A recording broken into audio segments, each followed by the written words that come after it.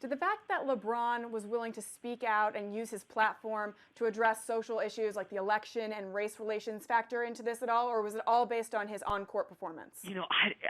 Because I don't make the decision, I'm not really privy to those discussions.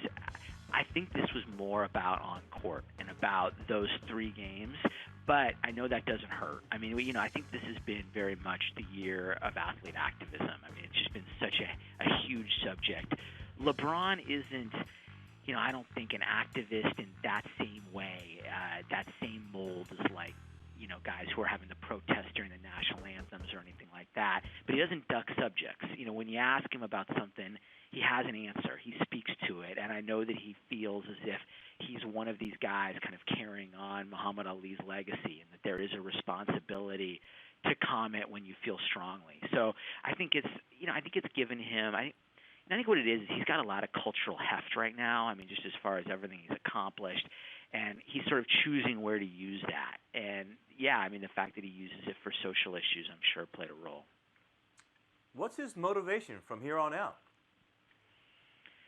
I mean, I think a lot of it's Jordan. I think a lot of it's just ticking off as many titles as he can. I know he really wants to get Kyrie Irving an MVP trophy. But the whole thing about LeBron's story, and the reason he's fun to write about, honestly, is that it's just ever changing. It's always what it is today is probably not what it'll look like in 3 months, in 6 months. Things will happen. Things might go south and things might turn again. That's just kind of the way it is. Maybe he'll lose. Maybe they lose in the finals this year. Who knows? Maybe then the motivation is to come back and get another one. That number 6 that Jordan has, he will probably never reach. But I still think the fight to get as close to it as he can, and who knows, maybe reach it, is the number 1 motivator. But I also think there's a lot of stuff off the floor that this guy, wants to accomplish as well. And the more he wins and the more he does on the floor, I think makes a lot of those things possible. Well, speaking of off the court, I want to ask you, Lee, what was your favorite moment from this year? I mean, he did so much. We saw him at the ESPYs. We saw him at the Clinton rally. We saw him doing the mannequin challenge with Michelle Obama at the White House. What was your favorite moment from LeBron off the court this year? Well, I mean, I'm lucky because I get to see him in some of these moments. So, my favorite moment was walking with him after Game 7.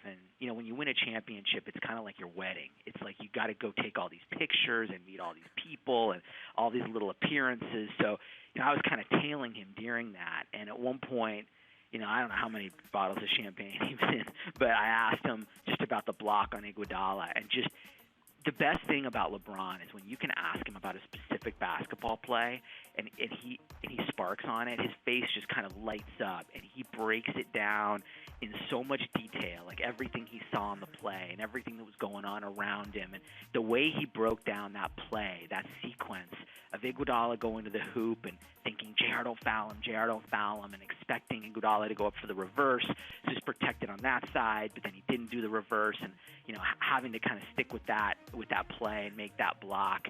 I mean, that's one of those things that I'll never forget, because in that moment you knew that he'd achieved something truly significant, I think, within sports, and just seeing him break down that play moments after it happened was pretty cool.